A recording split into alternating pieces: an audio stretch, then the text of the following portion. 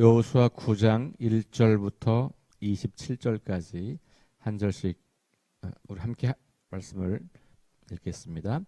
이 일 후에 요단 서쪽 산지와 평지와 레바논 앞 대해 연안에 있는 헷 사람과 아모리 사람과 가나안 사람과 브리스 사람과 히위 사람과 여부수 사람의 모든 왕들이 이 일을 듣고 모여서 일심으로 여호수아와 이스라엘에 맞서서 싸우려 하더라.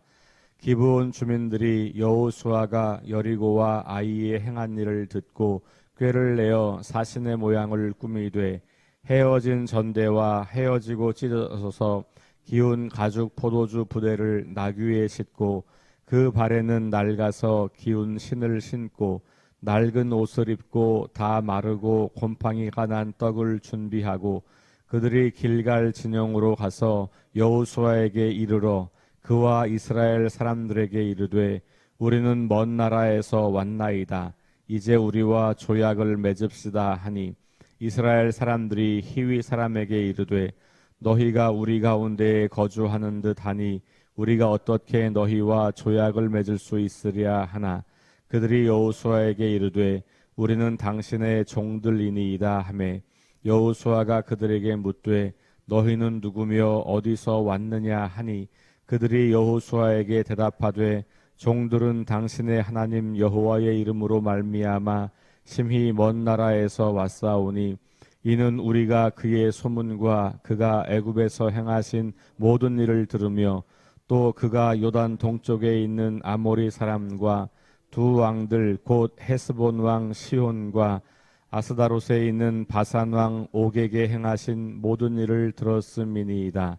그러므로 우리 장로들과 우리나라의 모든 주민이 우리에게 말하여 이르되 너희는 여행할 양식을 손에 가지고 가서 그들을 만나서 그들에게 이르기를 우리는 당신들의 종들이니 이제 우리와 조약을 맺읍시다 하라 하였나이다.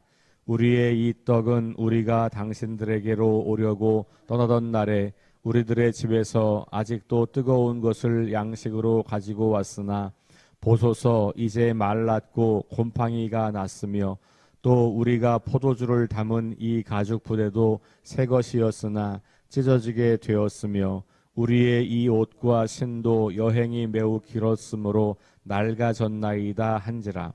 우리가 그들의 양식을 취하고는 어떻게 할지를 여호와께 묻지 아니하고 여호수아가 곧 그들과 화친하여 그들을 살리리라는 조약을 맺고 회중 족장들이 그들에게 맹세하였더라. 그들과 조약을 맺은 후 사흘이 지나서야 그들이 이웃에서 자기들 중에 거주하는 자들이라 함을 들으니라. 이스라엘 자손이 행군하여 셋째 날에 그들의 여러 성읍들에 이르렀으니 그들의 성읍들은 기브온과 그비라와 브에롯과 기랏 여아림이라. 그러나 회중 족장들이 이스라엘의 하나님 여호와로 그들에게 맹세했기 때문에 이스라엘 자손이 그들을 치지 못한지라. 그러므로 회중이 다 족장들을 원망하니 모든 족장이 온 회중에게 이르되 우리가 이스라엘의 하나님 여호와로 그들에게 맹세하였은즉 이제 그들을 건드리지 못하리라.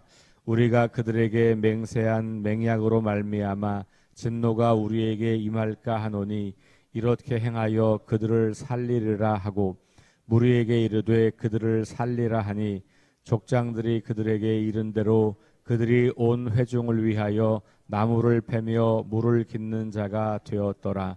여호수아가 그들을 불러다가 말하여 이르되 너희가 우리 가운데에서 거주하면서 어찌하여 심히 먼 곳에서 왔다고 하여 우리를 속였느냐. 그러므로 너희가 저주를 받나니 너희가 대를 이어 종이 되어 다 내 하나님의 집을 위하여 나무를 패며 물을 깃는 자가 되리라 하니 그들이 여호수아에게 대답하여 이르되 당신의 하나님 여호와께서 그의 종 모세에게 명령하사 이 땅을 다 당신들에게 주고 이 땅의 모든 주민을 당신들 앞에서 멸하라 하신 것이 당신의 종들에게 분명히 들림으로 당신들로 말미암아 우리의 목숨을 잃을까 심히 두려워하여 이같이 하였나이다. 보소서 이제 우리가 당신의 손에 있으니 당신의 의향에 좋고 옳은 대로 우리에게 행하소서 한지라. 여호수아가 곧 그대로 그들에게 행하여 그들을 이스라엘 자손의 손에서 건져서 죽이지 못하게 하니라. 그날에 여호수아가 그들을 여호와께서 택하신 곳에서 회중을 위하여 여호와의 제단을 위하여 나무를 패며 물을 깃는 자들로 삼았더니 오늘까지 이르니라. 아멘. 네, 오늘은 기브온 주민들이 속임수를 써서 화친을 맺고 그 결과로 그들이 이제 이스라엘 백성들이 자기들의 성에 왔을 때 죽임을 당하지 않고 살아났고 더군다나 이스라엘의 백성들의 무리 가운데 속한 자들로 되었다. 물론 이제 동등한 입장은 아니고 여기 마지막에 나와 있는 것처럼 나무를 패고 물을 깃는 자들, 다시 말하면 이스라엘 사람들 가운데서 심부름을 하고 종 노릇을 하는 사람들이 된 거예요. 왜냐하면 이제 일종의 포로들인 거죠. 전쟁 포로들에 대해서 이렇게 처분을 내린 거고, 그런데 전쟁 포로였지만 계속해서 역사가 이어가면 그들은 어쨌든 이스라엘 백성의 무리 가운데서 살아가는 사람들이 된 거예요. 라합이 하나님 나라 백성의 무리에 속했던 것처럼 이 기브온 사람들도 그렇게 하나님 나라 백성에 속하게 되었다. 그러니까 가나안을 다 진멸하는 이야기인데 가만히 보니까 그렇지 않은 예외적인 케이스가 라합과 기브온 족속 이야기가 나오는 거죠. 라합은 개인의 어떤 결단이었고 이 기브온 사람들은 온 성 사람들이 함께 그렇게 했다는 것을 보게 됩니다. 자, 그러면 이제 우리가 상상력을 좀 발휘해서 읽어보면 여호수아서에 기록된 내용 말고도 수많은 전쟁의 이야기가 있었겠죠. 그걸 일일이 다 기록한 건 아닐 거예요. 우리가 어떤 역사를 기록한다고 할지라도 중요한 역사들을 중심으로 기록을 할 수밖에 없잖아요. 낱낱이 모든 걸 다 할 수가 없다는 거죠. 그러면 라합과 기브온 주민과 같은 사람들이 만약에 또 있었다면 그들도 이스라엘 백성의 무리 가운데 속할 수 있는 사람들이었다는 것을 충분히 생각해 볼 수 있는 것이죠. 왜냐하면 하나님께서 이 땅을 심판하려고 하는 것은 다만 몇 사람이라도 더 구원을 얻게 하기 위한 하나님의 큰 계획 안에 우리가 들어있다는 것을 보게 되는 거예요. 그러니까 오늘 이 기브온 주민들의 이야기도 라합의 이야기와 비슷한 맥락으로 우리가 이 말씀을 읽어볼 수가 있습니다. 자, 그런데 1절과 2절을 보면 앞에 나왔던 것과는 좀 다른 느낌을 우리가 받게 돼요. 자, 9장 1절과 2절을 한번 다시 읽어보면 이 일 후에 요단 서쪽 산지와 평지와 레바논 앞 대해 연안에 있는 헷 사람과 아모리 사람과 가나안 사람과 브리스 사람과 히위 사람과 여부수 사람의 모든 왕들이 이 일을 듣고 모여서 일심으로 여호수아와 이스라엘에 맞서서 싸우려 하더라. 자, 지금 분위기는 여리고성을 점령하려고 할 때 분위기와 사뭇 달라요. 5장 1절로 한번 가보세요. 5장 1절. 다 함께 시작.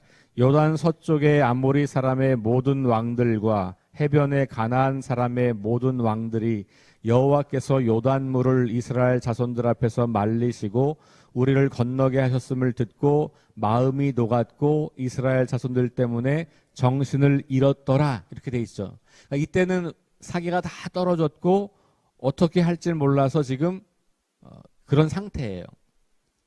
그런데 그때 이스라엘은 뭘 했어요? 진격한 게 아니고 할례를 받고 유월절을 행하고, 그렇죠?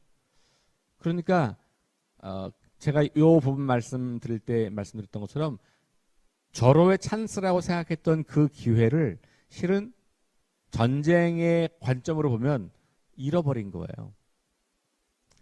그래서 오늘 9장 1절과 2절처럼 이들이 정신을 차리고 싸울 준비를 하고 이렇게 했다라고 볼 수 있는 거죠. 그러니까 지금 할례를 받고 그 다음에 유월절을 지키고 이러면서 시간을 보내는 그 사이에 사실 이들은 다시 좀 안정을 취하면서 싸울 생각하 뭐 이런 계획들과 군사 작전들을 뭐 그 사이에 뭘 했다라고 볼 수가 있는 거죠. 자, 그러면서 이 9장의 이야기를 시작할 때 그 모든 그 주변에 있는 성읍의 왕들과 그 주민들이 싸울 준비를 갖췄다. 이렇게 이제 이야기하는 거죠. 분위기는 자, 이제 라합의 이야기의 분위기는 뭐냐면 라합을 포함한 모든 사람들의 그 상황이 낙심해 있고 절망해 있고 두려움 가운데 있고 공포 가운데 있는 그런 느낌이었다면 기브온이 지금 화친을 맺으려고 할 이때에는 실은 결연한 의지를 가지고 모든 왕들이 동맹을 맺고 이스라엘과 맞서 싸우자고 그렇게 지금 결의에 찬 모습을 하고 있는 때였어요. 그러니까 이럴 때 기브온이 나는 그렇게 안 할 겁니다. 그리고 조용히 가서 이스라엘과 화친을 한다는 것은 굉장히 어려운 일이에요. 왜냐하면 분위기가 이렇게 안 하면 우리가 역적이 되는 분위기일 수 있잖아요. 다 지금 힘을 모아가지고 저들을 물리치려고 막아내려고 하는 이런 상황, 그러니까 굉장한 압력이 있었겠죠. 사회적 분위기 압력 이런 거 있잖아요. 왜? 그래서 우리가 이렇게 하면 안 될 것 같은데 뭐 이런 거 있잖아요. 그러니까 다른 사람들이 다 잘못을 할 때 내가 혼자서 그것을 안 할 수 있는 이게 용기가 필요하잖아요. 그게 압력이거든요. 지금 이 기브온 족속은 실은 굉장히 큰 압력 속에 있다고 저는 보여져요. 이건 이렇게 하기에는 굉장히 큰 결단이 필요해요.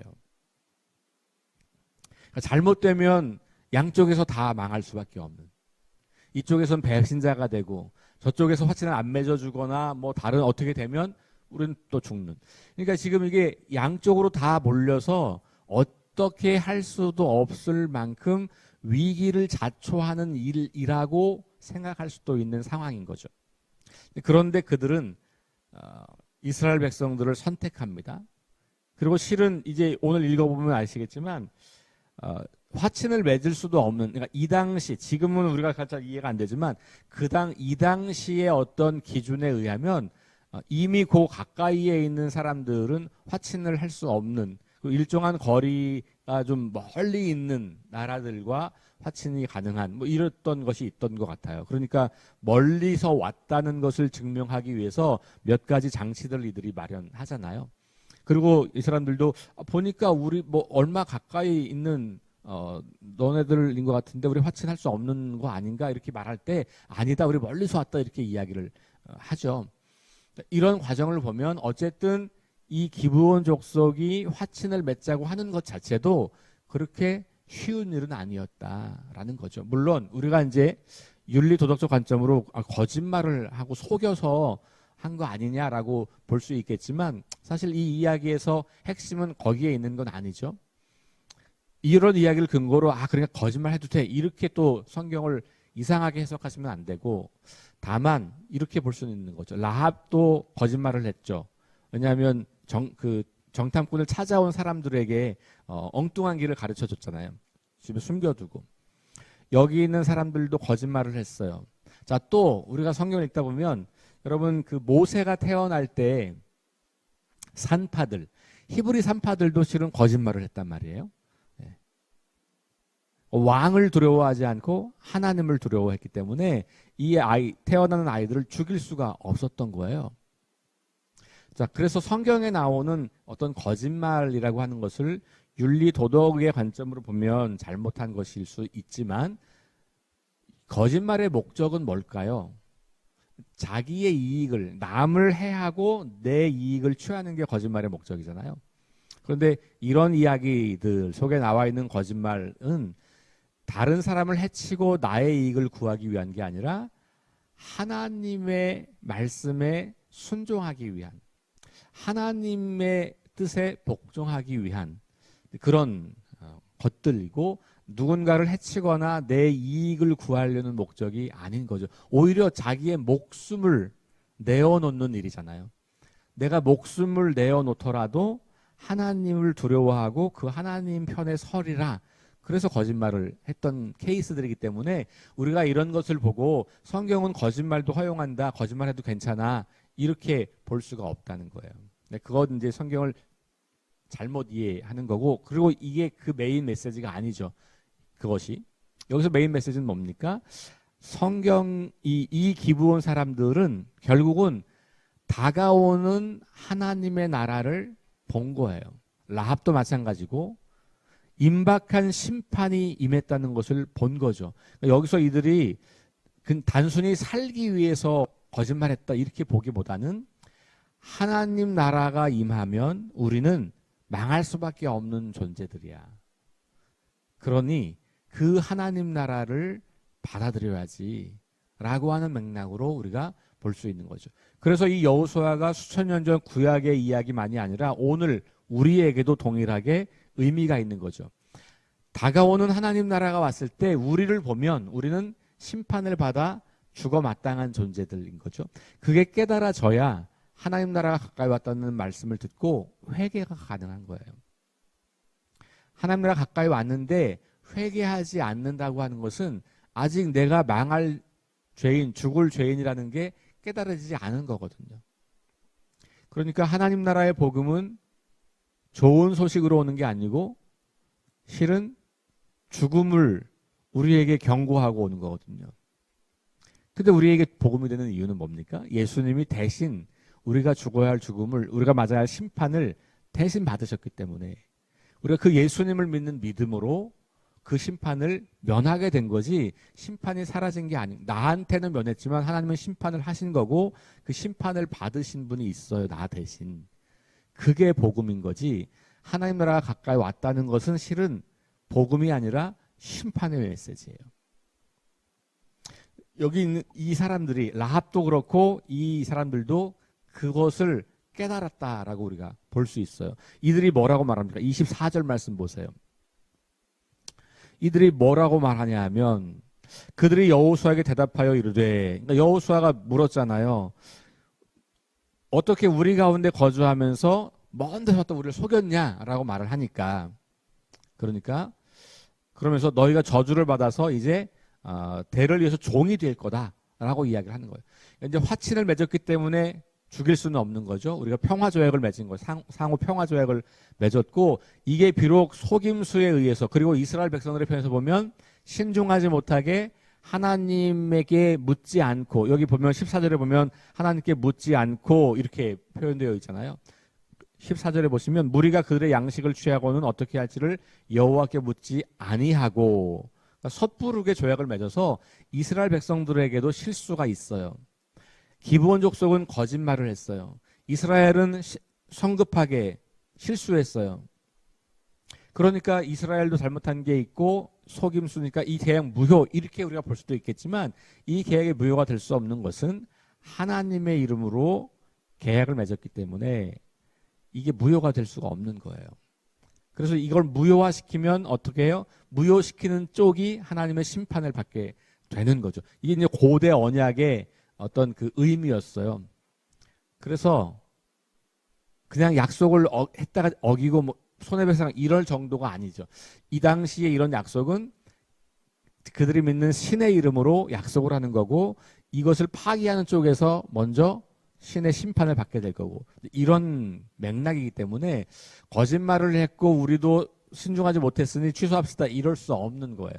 그러니까 여호수아가, 이 족장들이 이들을 살려두었고 여호수아가 질문을 하는 겁니다. 그러니까 너희가 속여서 했으니까 종이 되는 거다, 이렇게 이야기를 하는 거죠. 그러면서 이 사람들이 대답을 해요. 24절에 그들이 여호수아에게 대답하여 이르되, 자 같이 읽을게요. 시작. 당신의 하나님 여호와께서 그의 종 모세에게 명령하사 이 땅을 다 당신들에게 주고 이 땅의 모든 주민을 당신들 앞에서 멸하라 하신 것이 당신의 종들에게 분명히 들림으로 당신들로 말미암아 우리의 목숨을 잃을까 심히 두려워하여 이같이 하였나이다. 보세요. 이들이 하나님께서 모세를 통해서 명령하셨고 그래서 이 땅을 이스라엘 백성들에게 주실다라고 하는 것을 알게 된 거예요. 그리고 그걸 믿게 된 거예요. 그리고 이 땅의 모든 주민들을 멸하라라고 했다고 하는 것까지, 다시 말하면 이 땅은 이제 이스라엘 백성들의 땅이 될 거다라고 하는 거, 이것이 자기들에게 들렸다는 거예요. 그러니까 이제 뭐 소문으로 들은 거겠죠. 이들이 막 파죽지세로 몰고 오는 이런 이야기들을 보면서 여러 이야기들이 들리는데, 야, 하나님께서 저들의 종 모세에게 말해서 애굽에서 나오게 했고 홍해를 건넜고 광야를 지나왔고 옥과 뭐 막 물리쳤고 여기까지 온 거야. 이제 곧 우리까지도 온대. 그리고 하나님이 저들에게 이 땅을 주셨기 때문에 우리는 이길 수가 없어. 우리는 다 죽음을 면할 수가 없어. 라고 하는 것을 듣고 그것을 믿게 된 거예요. 그래서 이들은 살궁리를 하게 되는 거죠. 싸워봤자 진다는 걸 아는 거예요. 그러니 싸우자고 결연한 의지를 맺고 있는 저 9장 1절과 2절의 이 동맹에 이들은 참여할 수가 없죠. 왜냐하면 싸워서 될 일이 아니라는 걸 믿는 거예요. 저들의 하나님이 우리가 믿는 신보다 더 크고 위대하신 신이라는 것을 이들은 감지한 거예요. 그러니 우리가 살 길은 종으로라도 저들의 무리에 속해야 우리가 사는 거고, 오히려 여기서 싸우다가 다 죽느니 그래도 저들에게 우리의 목숨을 맡기면 살 가능성이 조금 더 있지 않을까? 이런 생각을 한 거죠. 그래서 화친을 맺고 일단 생명은 구하고 그리고 나서 종으로라도 우리는 당신들 안에서 살겠다라는 거잖아요.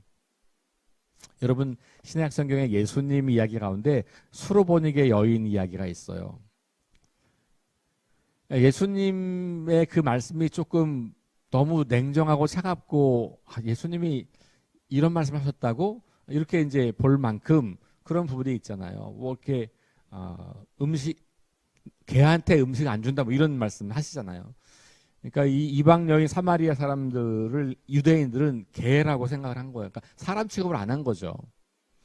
그럴 때 이 여인이 뭐라 그래요? 나는 주인의 상에서 떨어지는 그런 부스러기라도 좋으니, 그 뭐냐면 자기는 그냥 종에 불과하고 비천한 사람에 불과한 거, 그래도 그 부스러기라도 내가 먹어야 되겠다라고 하는 그 간절한 마음이 있는 거잖아요. 저는 이 말씀을 읽으면서 그 여인이 떠올랐어요. 종으로 살더라도 내가 하나님 나라의 다스림 속에 살고 싶은 거예요.